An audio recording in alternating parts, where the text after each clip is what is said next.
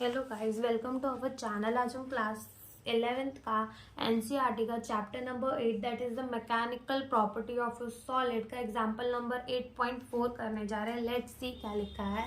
A square lead slab of the side 50 centimetre और thickness 10 centimetre is subjected to the shearing force on of 9 into 10 raised to the power 4 Newton. The lower edge is riveted to the floor and how much will the upper edge will be displaced. तो यहाँ पे हमको एक square का lead का slab दे रखा है जिसकी साइड हमें कितनी दे रखी है 50 सेंटीमीटर और उसकी थिकनेस हमें कितनी दे रखी है 10 सेंटीमीटर। उस पर हमने शेयरिंग फोर्स लगाया। शेयरिंग फोर्स उस पर लगाया, कितना लगाया 9 into 10 raise to the power 4 newton का।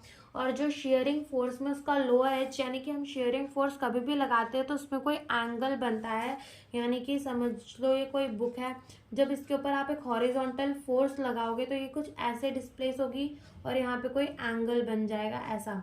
ठीक है, यहाँ पे कोई एंगल बन जाएगा तो इसको हम क्या कहते हैं, शेयरिंग फोर्स। तो ये फोर्स कितनी लगाई गई, यहाँ पर फोर्स हमें कितनी दे रखी है 9 into 10 raise to the power 4 newton की हमें फोर्स यहाँ पे बता के रखी है कि हमने इतनी फोर्स लगाई। तो जो लोअर एज था यानी कि वो टच था फ्लोर से एकदम चिपका हुआ था और जो ऊपर वाला एज था वही डिस्प्लेस हुआ। तो हमसे पूछा है कि वो कितना डिस्प्लेस हुआ होगा।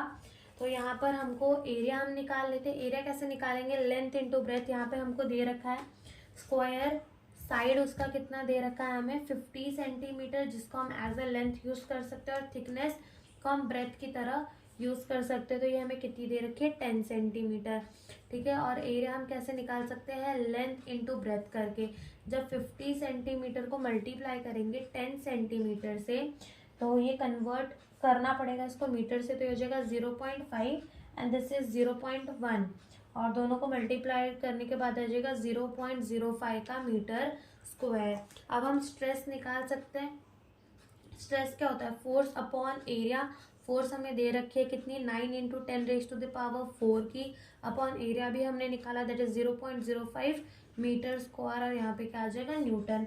तो इसके बाद हमारी स्ट्रेस कितनी आ जाएगी 1.80 into 10 raise to the power 6 newton पर मीटर का स्क्वायर। ये हमारी स्ट्रेस आ गई। अब हमें पता होना चाहिए कि एक हमारा जी होता है that is the modulus of rigidity. ये क्या होता है, stress upon strain that is force by area into delta x by L.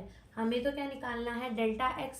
Force upon area अपना स्ट्रेस हो गया, तो जी के जगह मैं यहाँ पे स्ट्रेस लिख सकती हूँ और this is delta x by L. अभी हमें क्या निकालना है, डेल्टा एक्स निकालना है। तो डेल्टा एक्स को सब्जेक्ट बना लेते हैं, स्ट्रेस है वो मल्टीप्लाई हो जाएगा किससे, लेंथ से, और इसको हम डिवाइड कर देंगे मॉडुलस ऑफ रिजिडिटी से। तो स्ट्रेस हमने कितना निकाला 1.80 into 10 raise to the power 6 और इंटू लेंथ हमें कितनी दे रखी है, that is length is 0.5 metre की, divided by modulus of rigidity अपना यहाँ पे क्या है, that is 5.6 into 10 raise to the power 9 newton पर मीटर स्क्वायर।